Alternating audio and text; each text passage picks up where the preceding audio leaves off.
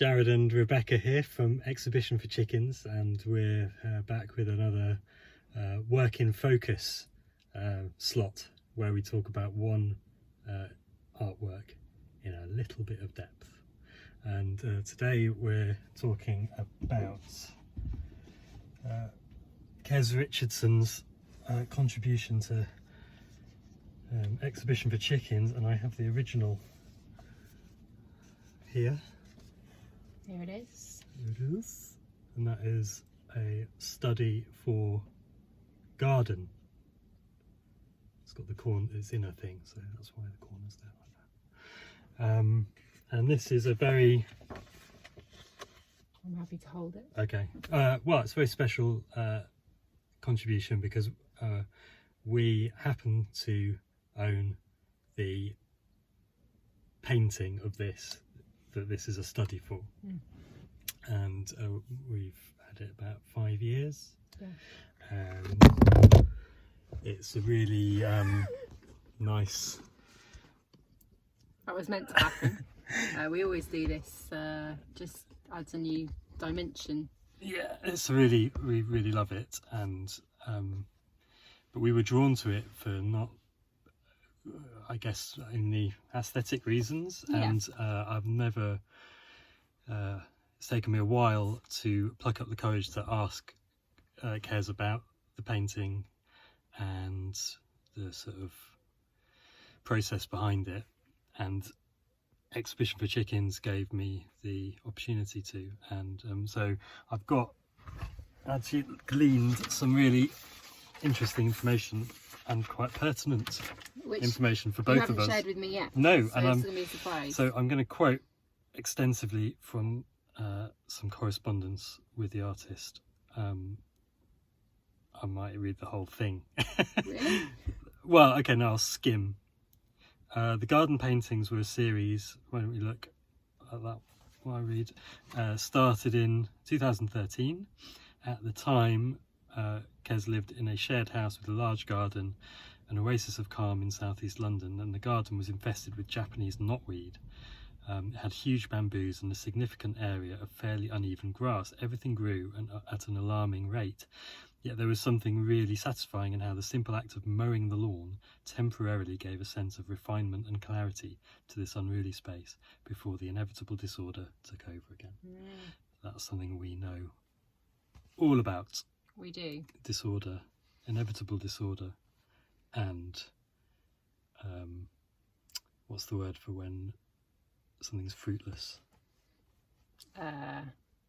Futile? Futile mowing. A lot of futile mowing goes on. But is it futile? A lot of cutting back just for it to appear again. I don't think that's futile. Well, Okay. That's interesting. That's interesting, Rebecca, but don't expand on it. Why is it not futile? Well, I mean, Kes said there, like, a simple act, it temporarily gave a sense of refinement and clarity. Like, does something have to be permanent for it to be meaningful? I don't think it does. I think the act itself can be quite therapeutic. That moment when you tame something unruly and make it neat is quite satisfying. Yeah, and I mean, there's a satisfaction in having a haircut even. Yeah, I mean, you could say that was futile. Just grow all your hair until you have to have it dragging on the floor. Yeah. So yeah, I don't think it's No, futile. it's not. So that was the first thing, and so I immediately thought, oh yeah, because I'd wondered about these, you know, wide brush strokes, the grids, the sort of, and I thought of the patterns that I like to make when I'm sort of mindlessly mowing my lawn.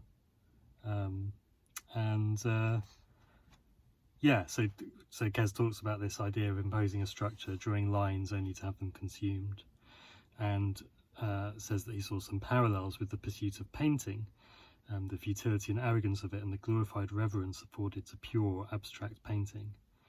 And I think that I can't necessarily comment on that because I'm not a painter.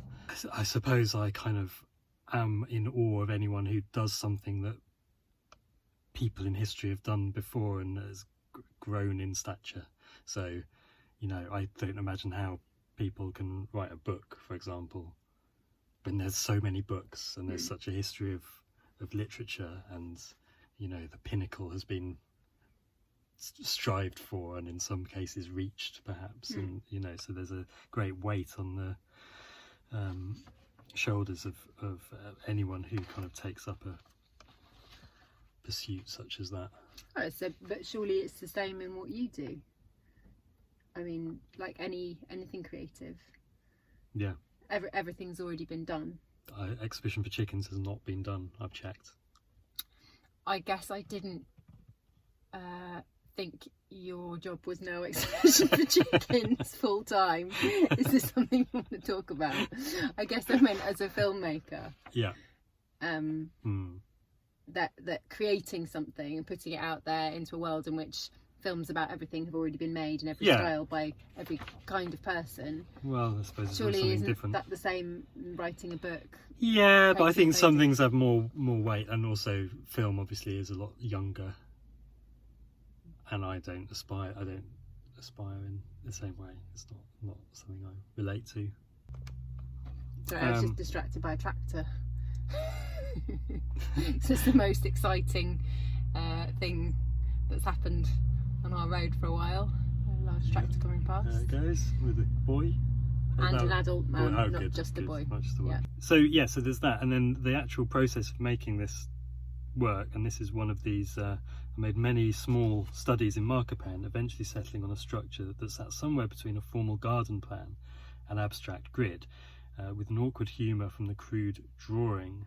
The structure was then scaled up onto large canvases and subjected to various treatments or layers that try to evoke sensations found in nature, but also nod to painting's rich history. Your painting has a layer of transparent white brushwork over the green grid, and the references for this were the background of Warhol's hammer and sickle works and the whitewashing and concealment of closed shop windows. This quite mechanical process optically achieves something quite ethereal, as the white layer appears to float in a fugitive space, rather like early morning fog.